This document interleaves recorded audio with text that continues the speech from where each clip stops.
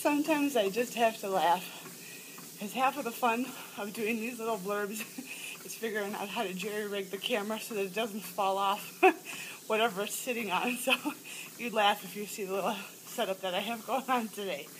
Anyway, today's thought during cardio has to do with when you're setting your goal in the health arena.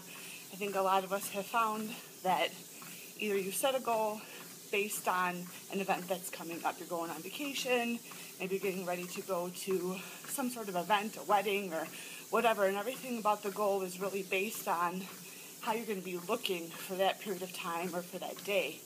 And then that day comes, and then all of a sudden you've never extended the goal out farther from that.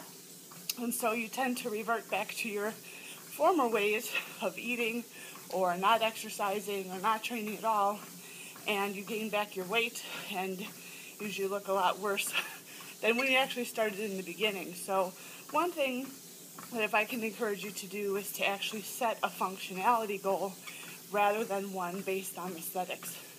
Meaning, if you set a goal, I can't even think. I don't like to set goals for distance. I set goals in terms of obstacles. There's what I call a vertical wall of grass, which is near my house, and it's a grass embankment that is almost completely vertical. And it is hard first time out of the season to boogie up that thing, but that will be my goal, is to make it up and down there rather than for me running 5 or 10 miles, because I don't have an interest in that.